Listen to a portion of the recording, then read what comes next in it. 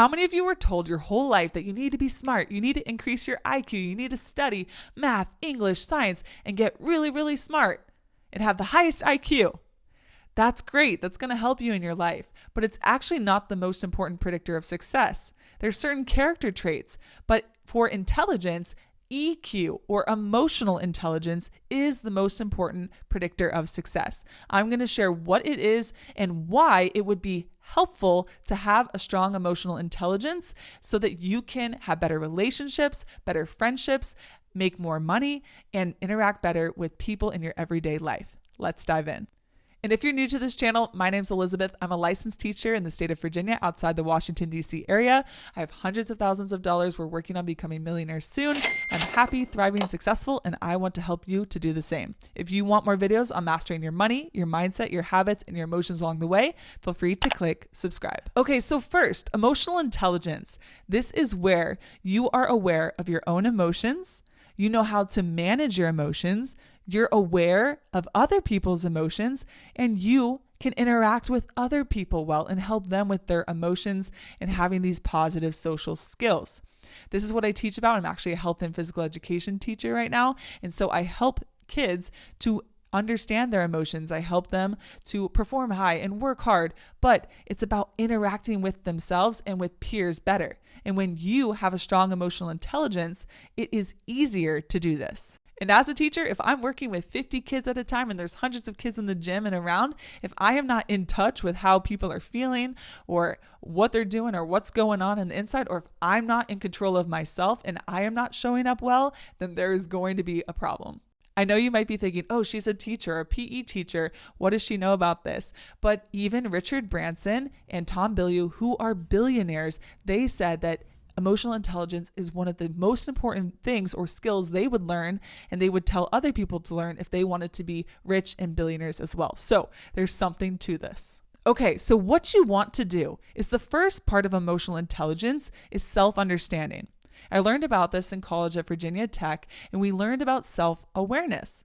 And so self-awareness is simply being aware of yourself, being aware of your actions, being aware of your feelings, being aware of your reactions, And so when you're operating in everyday life, you are going to sometimes be feeling amazing and having a great mood and a great energy. And other times you might have something disappointing happen, something hard happen, and your emotional state and then your behavior is potentially going to change. A lot of people's behavior changes based on how they are feeling. This isn't true for everyone, but this is very true for most people. And so if we can understand what behaviors make us feel good, we can do more of those behaviors. And then if we are showing up and we're like, oh, we aren't showing up as our best right now, why am I not showing up as my best? Why do I want to be all stressed out right now? Or why do I want to cry? Or why do I want to scream? If you can catch yourself and go, oh, I'm starting to feel really anxious. I'm starting to feel really overwhelmed. I'm starting to feel like I'm going to scream. I'm starting to feel like I'm going to cry. If you notice it, if you are aware, the key with self-awareness is to notice and to observe yourself. I notice, oh, I'm starting to feel anxious and out of control. Then you can implement a strategy to prevent that from happening, right? And even further than that, if you're aware of how you're interacting, like I'll wave to people in the car rider line in the morning and I'll smile and I'll look at them and just be like, welcome, hello.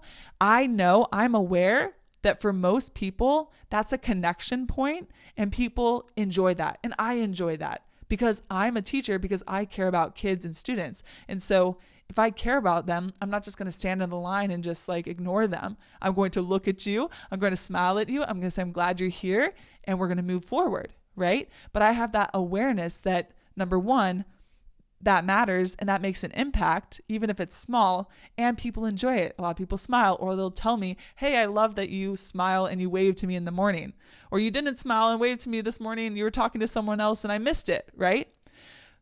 Everything starts from an awareness. And if you can be aware of how you are impacting people or not, it's essential. So a couple of tips.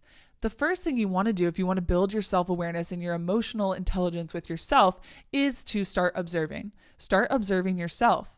start like pretending like you're an observer. So go through life and start noticing your feelings. Start identifying what those feelings are once you notice them, and then figure out why you might be feeling them, because feelings are signals. And so often if I'm getting stressed or overwhelmed, there's a reason.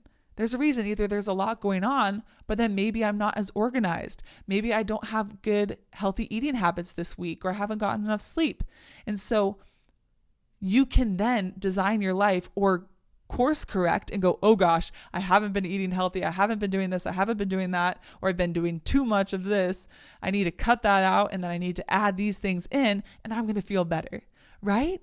And so instead, a lot of people be like, I'm so stressed, I'm so this, and they'll drown it out with alcohol or poor eating habits or Netflix and stuff, and they don't actually tackle what's going on. And that's one reason I really enjoyed my life and why I usually show up feeling good, even though I'm not perfect. And of course I have down days, but I'm able to bounce back and I'm able to show up because I'm very aware and because I'm very, very aware of myself. So start with that noticing, and then you can kind of figure out why you're feeling a certain way so you can make a change. So I hope you are going to be aware. That is your homework for today. And then I want you to do the second part and figure out some tools. Once you start noticing, hey, I'm feeling really anxious, and oh, it's because there's just like so many toys around the house, or whatever it is, write that down and then figure out a strategy or a tool that would be a healthy and effective tool that you could implement, right? If you are tired and sore and have no energy,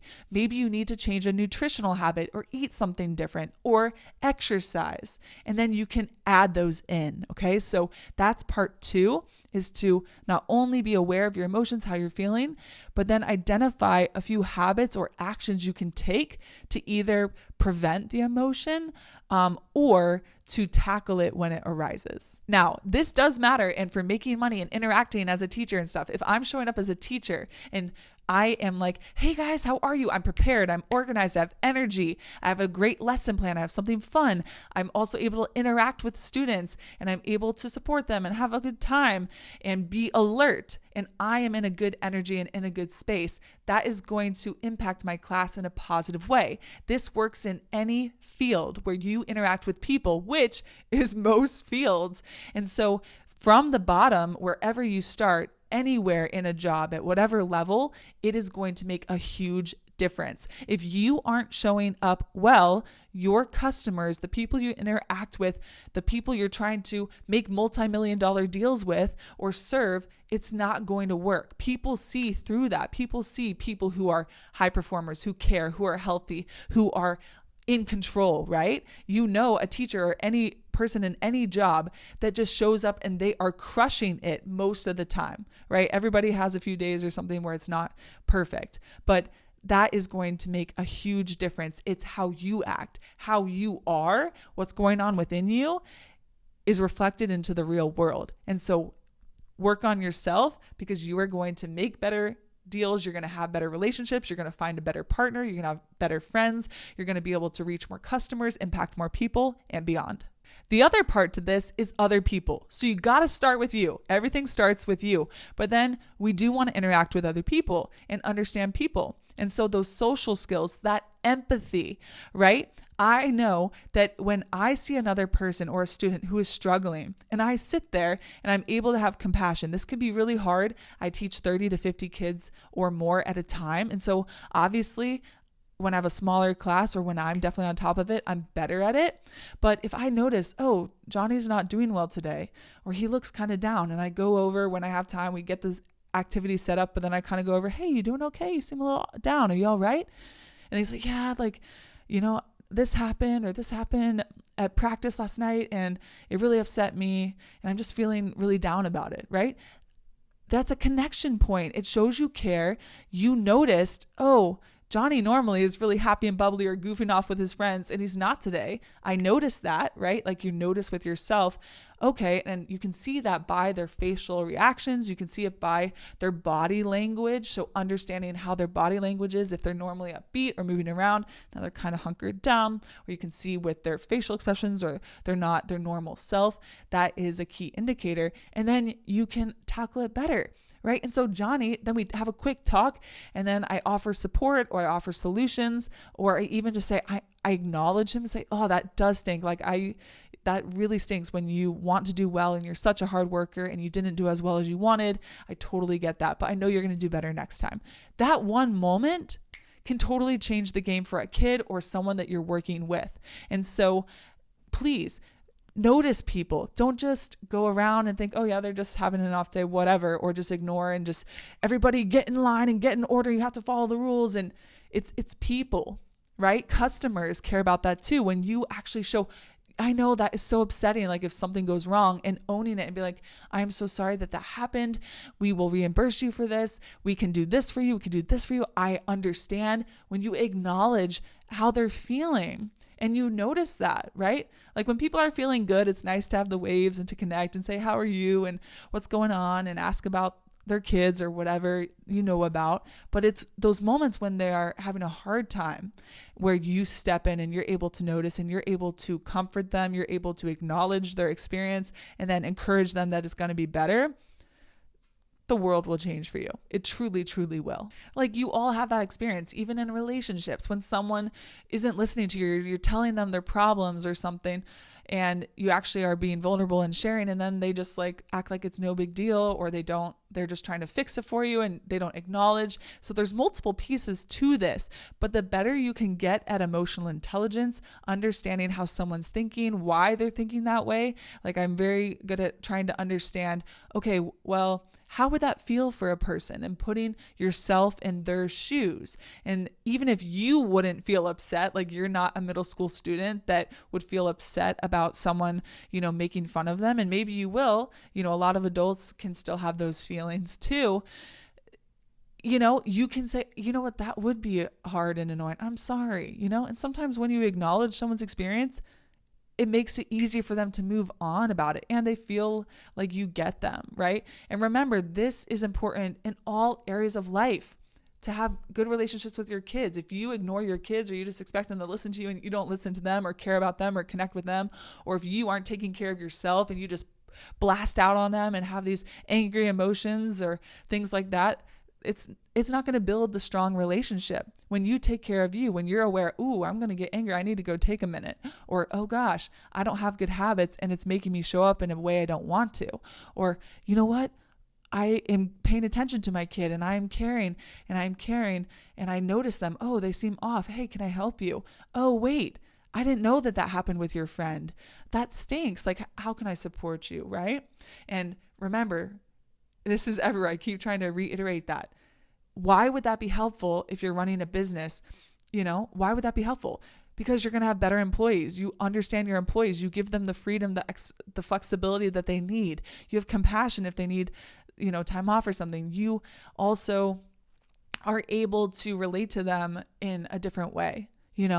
And customers, right? Customers are just people that want to feel seen and heard and validated. And the more you understand them and what they want, like a lot of businesses solve problems. And so if you know what that problem is and you maybe empathize with that pain, like, oh, I know it stinks to have those pimples, or like Sarah Blakely, not having anything to wear under white pants, and you have all these cool things and you don't want to wear them, or you feel uncomfortable in your skin, and then here's this product that solves it and you feel confident. That customer is going to feel that, like, oh, you care about me and you care, and this feels amazing, and I can wear these cool things that I wanted to, and I feel confident in myself, right? It's all about feelings, people, experiences in these moments. And so the more you can understand that we all have these feelings and experiences and these desires, and that you can be a person to help support someone with their feelings, their desires, and the ups and downs, then you will be successful. I hope this video was helpful. If you want more information or have questions, leave them down below, or check out these videos on how I'm building wealth, how I'm managing myself, and creating a life I love. You can do it too. Cheering for you one step at a time. You got this.